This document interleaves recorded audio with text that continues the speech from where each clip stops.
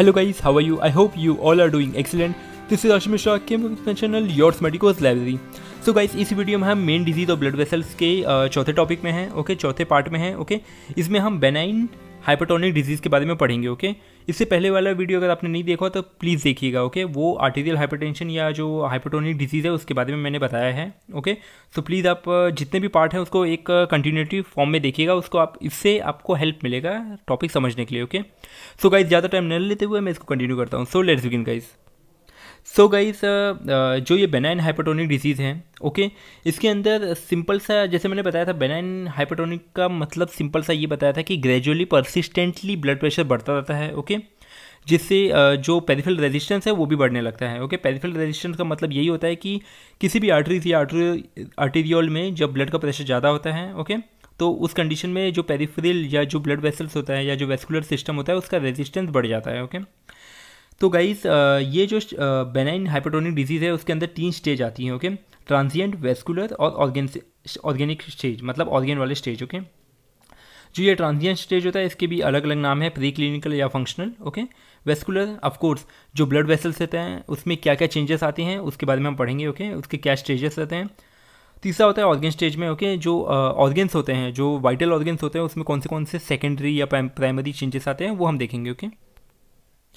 So guys, इसका पहला जो पार्ट है, ओके, पहला स्टेज है वो है ट्रांजिएंट, ओके। इसका दूसरा नाम है प्री क्लिनिकल या फंक्शनल, ओके। इस कंडीशन में क्या होता है गाइज कि ये इस कंडीशन में जो ब्लड प्रेशर होता है वो बढ़ता तो है बट ये पीरियोडिकली बढ़ता है, ओके। इसके एपिसोड्स होते हैं, ओके, ये पीरियोडिकली बढ़ता है जिससे प्लाज्मोडेगिया, स्मूथ मसल में हाइपरप्लासिया, हाइपरप्लासिया का मतलब होता है कि हाइपर का मतलब मोर, प्लासिया का मतलब होता है नंबर बढ़ जाना, ओके। हाइपरप्लासिया में, हाइपरप्लासिया का सिंपल सा मतलब होता है सेल्स के नंबर बढ़ जाना, ओके। तो क्या क्या हमें देखने मिला, प्लाज्मोडेगिया मतलब कि जो प्लाज्मा होता है वो ब्लड एक लीकेज हो जाता है, ओके, प्लाज्मा का लीकेज हो जाना, ओके, ओवरफ्लो हो जाना। रेगिया का मतलब होता है फ्लो, ओके। तो प्लाज्मा रेगिया होगा और स्मूथ मसल हाइपरप्लासिया होगा, ओके। जो स्मूथ मसल्स होते हैं उसमें उसकी जो नंबर होते हैं वो बढ़ जाते हैं, ओके। तो ये 2 कंडीशन देखने मिलेंगे, ओके। अलॉन्ग विथ इसका जैसे मैंने बताया था कि पेरिफेरल रेजिस्टेंस पीरियोडिकली बढ़ जाता है, okay, as a episode, okay. जिससे क्या क्या चीज़ें आती हैं, जिससे गाइज इंपॉर्टेंट चीज़ नोट करने वाली ये है जो एग्जाम से पूछे जाते हैं, वो है कि कंपेंसेटरी हाइपरट्रॉफी होने लगती है। किसका? ऑफ कोर्स हार्ट का। मतलब कि जो लेफ्ट वेंट्रिकल है, जो लेफ्ट वेंट्रिकल की दीवारें हैं हार्ट की, उसमें कंपेंसेटरी हाइपरट्रॉफी होना शुरू हो जाते हैं, ओके। तो आपको पहला 3 पॉइंट ध्यान देना पड़ेगा, ओके। पहला होता है एपिसोड वाइजली ब्लड प्रेशर बढ़ रहा है, दूसरा कि जो प्लाज्मा रेगिया और स्मूथ मसल हाइपरप्लासिया होता है, ओके, और तीसरा होता है compensatory hypertrophy, okay, left ventricle में, ओके। अब आते हैं वेस्कुलर स्टेज में, ओके। इसमें क्या होता है, ये सेकंड पार्ट है, ओके। इसमें क्या होता है, जो ब्लड वेसल्स होते हैं, ओके, उसके अंदर क्या क्या चेंजेस आते हैं वो हम देखते हैं, ओके। जैसे मैंने बताया था कि इसमें भी परसिस्टेंटली ब्लड प्रेशर बढ़ रहा है, ओके। इसमें हमें 2 जगह चेंजेस मिलते हैं, ओके। पहला होता है स्मॉल आर्टरीज और आर्टेरियल में, और दूसरा होता है लार्ज आर्टरीज में, ओके। देखते हैं स्मॉल आर्टरीज और आर्टेरियल में क्या क्या चेंजेस मिलते हैं, ओके। इसमें प्लाज्मोडेगिया होगा, सिंपल सा, ओके। उसके बाद हाइलिनोसिस होगा। हाइलिनोसिस का मतलब क्या होता है, जो ब्लड वेसल्स होते हैं वो हार्ड होने लगते हैं, ओके, और अलॉन्ग विद एथेरोस्क्लेरोसिस भी होने लगते हैं, ओके। ये चीज़ें हमें देखने मिलते हैं और ये मेनली किस वेसल्स में होते हैं? Of course kidney, retina, brain, pancreas, ये वाले ऑर्गन्स के वेसल्स में ये चीज़ें हमें देखने मिलती हैं, ओके। वहीं लार्ज आर्टरीज की बात करें तो उसके अंदर एक सीक्वेंस वे में हाइपर इलेस्टोसिस होगा, जिस डेट्स लीड्स टू दी इलेस्टोफाइब्रोसिस और एथेरोस्क्लेरोसिस, आर्टेरियोस्क्लेरोसिस। का इस पूरा मिला के ये पूरा एथेरोस्क्लेरोसिस से ही रिलेटेड होता है, ओके। तो जैसे मैंने बताया था, देखिए गाइस, फाइब्रोसिस या हाइलिनोसिस होता है, all that's mean simply hardening of that part, okay. और इसमें एक और चीज़ इंपॉर्टेंट है कि जो ये हाइपरटोनिक डिजीज़ होता है या हाइपरटेंशन बोल सकते हैं इसको सिंपल शब्दों में, वो क्या करेगा, एथेरोस्क्लेरोटिक कंडीशन को बढ़ाएगा, ओके। और उससे क्या होगा, ऑफकोर्स ल्यूमेन नैरो हो जाएंगी, नैरो ल्यूमेन होगा तो ब्लड प्रॉपरली फ्लो नहीं करेगा, जिससे हाइपोक्सिया कंडीशन आएगी, ओके, और एस्टीमिया डेवलप हो जाएगा, ओके। अब इस सब कंडीशन से एक और चीज़ आती है myocardial hypertrophy, okay. Myocardial hypertrophy कैसे होता है गाइस? देखिए, हार्ट के ब्लड वेसल्स ऑफकोर्स जो इंपॉर्टेंट जो आर्टरीज होती हैं वो धीरे धीरे उसका प्रेशर बढ़ रहा है, ओके, और अलॉन्ग विथ उसके अंदर कुछ ना कुछ एथेरोस्क्लेरोसिस कंडीशन आ चुकी है, ओके। तो क्या होता है, हार्ट को एक्स्ट्रा काम करना पड़ता है। जो हार्ट का हिस्सा डैमेज हो चुका है, ओके, अब उस वाले का जो फंक्शन है वो दूसरे वाला पार्ट कंपेंसेट करेगा, ओके।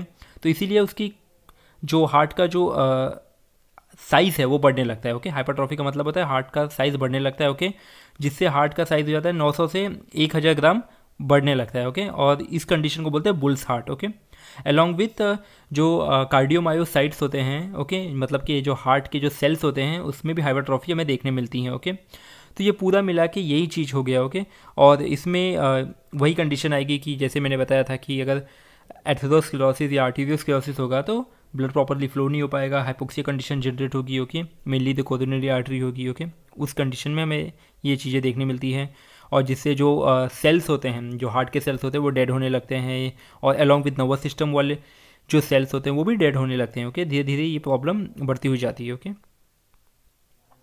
अब आते हैं लास्ट स्टेज में जिसका नाम है ऑर्गन स्टेज। ओके, ये एक तरीके का लास्ट स्टेज है। इसमें ये देखते हैं कि किस ऑर्गन में क्या क्या चेंजेस आते हैं। तो सिंपल सा गाइस यही होता है कि अगर ऑर्गन में चेंज धीरे धीरे आता है, ओके, कोई भी ऑर्गन में जैसे किडनी या जो वाइटल ऑर्गन होते हैं, जो इंपॉर्टेंट ऑर्गन होते हैं, अगर उसमें चेंज धीरे धीरे आता है तो ओके, तो उसमें क्या क्या होगा, एट्रोफी और स्क्लेरोसिस होगा। एट्रोफी का मतलब होता है साइज़ कम होना। ओके, स्क्लेरोसिस का मतलब होता है कि एक तरीके से एक आप समझ सकते हो एक हार्डनिंग कंडीशन आ जाती है उसमें। ओके, अगर चेंज क्विक होगा, बहुत रैपिड होगा, तो उसमें स्पाज्म आएगा और थ्रोम्बोसिस डेवलप हो जाएगी, और अलॉन्ग विथ फाइब्रिनोइड नेक्रोसिस भी होने लगते हैं। ओके, और जिससे क्या होता है कि जो ब्लड वेसल्स आपको, जो हार्ट की अगर इंपॉर्टेंट कोरोनरी आर्टरी है, ओके, ये इंपॉर्टेंट ब्लड वेसल है हार्ट की, उसमें अगर ये सब चेंजेस देखने मिलते हैं जैसे थ्रोम्बोसिस हो गया, स्पाज्म हो गया, तो हार्ट अटैक या हेमरेज हो सकता है। ओके, अब आते हैं क्लिनिकल और मॉर्फोलॉजिकल फॉर्म हाइपरटोनिक डिजीज़ का। ओके, इसमें 3 फॉर्म आते हैं और तीनों फॉर्म बहुत इंपॉर्टेंट है, एमसीक्यू में बहुत पूछते हैं। ओके, स्पेशली केबीएससी में। पहला होता है ब्रेन फॉर्म, दूसरा होता है कार्डियक फॉर्म, तीसरा होता है रीनल फॉर्म। ओके, ये तीनों फॉर्म आपको पता होना चाहिए। अब ये तीनों फॉर्म, जैसे ब्रेन फॉर्म हो गया, ऑफकोर्स हमें पता है ब्रेन में होगा, मतलब कौन सा आर्टरीज में होगा, ऑफकोर्स सेरिब्रो वेस्कुलर जो आर्टरीज होती हैं उसमें ये चीज़ें हमें देखने मिलती हैं, और इससे सेरिब्रो वेस्कुलर डिजीज़ होती हैं। कार्डियक फॉर्म मतलब होता है कोरोनरी आर्टरी में। ओके, तो इससे क्या होगा, कोरोनरी हार्ट डिजीज़ डेवलप होगी। ओके, और तीसरा होता है रीनल फॉर्म, मतलब ऑफकोर्स ये किडनी वाले सेक्शन में होगा। Okay, आर्टेरियलो nephrosclerosis. ओके, ये तीनों फॉर्म आपको दिमाग में रखना बहुत ज़रूरी है। ओके, और हाइपरटेंशन एक और तरीके से कैरेक्टराइज्ड किया गया है। ओके, इस कंटेंट में कि इसमें ये बताया गया है कि ये characterise by the retinopathy. Okay, retinopathy का सिंपल सा मतलब ये होता है कि जो ब्लड वेसल्स होते हैं रेटिना में, ओके, उसके अंदर वो एक डिजीज़ फॉर्म में कन्वर्ट हो जाते हैं। ओके, और जिससे हाइलिनोसिस हो जाता है रेटिनल जो ब्लड वेसल्स होते हैं। ओके, जो हार्डनिंग होना शुरू हो जाता है, मतलब कि जो रेटिना में ब्लड वेसल्स होते हैं, ओके, रेटिना के सेक्शन में, वो धीरे धीरे हार्ड होने लगते हैं। ओके, उसके बाद उससे क्या होता है, उससे हमें ये साइन देखने मिलता है कि एडिमा जनरेट हो जाता है ऑप्टिक नर्व में। ओके, और आसपास के एरिया में भी। ओके, और जिससे हमें हेमरेज भी देखने मिलता है along with focal detachment. Okay, so guys ये वीडियो भी एक तरीके का मैंने कोशिश किया जितना कंटेंट मैं प्रोवाइड कर सकूँ इन अ शॉर्ट टाइम में। ओके, सो गाइज़ अगर आपको कोई भी डाउट हो तो प्लीज़ मुझे कमेंट करिएगा। गाइज़ जितने भी टर्मिनोलॉजी है प्लीज़ आप एक बार देख लीजिएगा। ओके, क्योंकि हर टर्मिनोलॉजी बताना एक तरीके का वीडियो बहुत लंबा हो जाएगा। ओके, बट फिर भी अगर आपको डाउट होगा, कोई भी टर्मिनोलॉजी समझ में नहीं आ रही है, तो प्लीज़ मुझे कमेंट करिएगा। So thank you so much guys for your attention, and if you get any benefit from this, so please hit the like button and subscribe my channel. Thank you so much guys.